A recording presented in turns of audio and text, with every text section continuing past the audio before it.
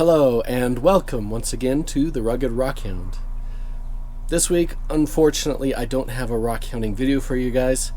I've been sick all week with a pretty bad chest cold, and because I'm still recovering, it kind of made it unreasonable to go out and try and rockhound this week.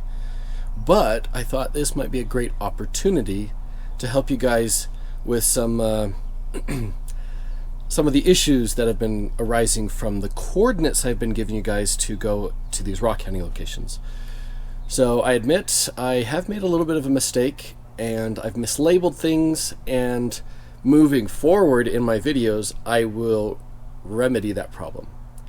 But let me first explain what's been going on. So for those of you who have been around for a while, so at least 2-3 years, somewhere around there, you'll notice my videos from then had what are actual GPS coordinates.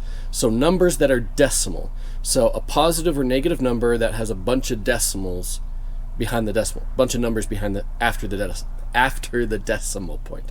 Can't talk right now.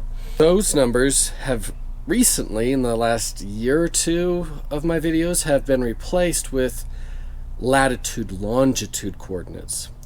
So why did that change? Well, that's because I've been getting my coordinates off of Google Maps.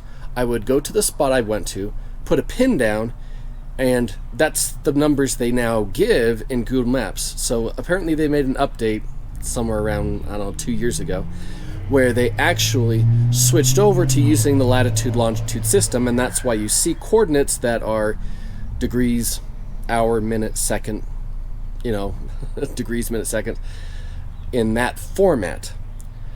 And if you try to use that in a GPS unit, you're probably going to get an error. So how do we remedy this? Well, first off, moving forward, I'm going to give you two sets of coordinates. The first one I'll say Google Maps, so somebody who's using Google Maps on, say, their cell phone to find the location, I will use those latitude longitude coordinates. And underneath that, I'll say the word GPS and put the actual GPS coordinates. So for people who use things like Garmin or Trimble, which I don't use, I don't have a GPS unit, I just use my cell phone. That will give you the coordinates you guys need to be able to get to the right location. Now, looking back on the videos I've already made, regardless of which coordinate I gave, you can actually use that coordinate in Google Maps. So if you use the GPS, it'll take you to the right spot. If you use the latitude longitude, it'll take you to the right spot in Google Maps. Now, let me just kind of quickly show you. So in Google Maps, if you go drop a pin down, you'll notice if you just click on a spot, it'll initially, down there at the bottom, you'll see it actually gives you GPS coordinates. Now, if you click on that, it creates a pin, and then you'll see it switches to latitude longitude. I've been copying and pasting that number, not really thinking about, oh wait, this isn't a GPS number, this is a latitude longitude number.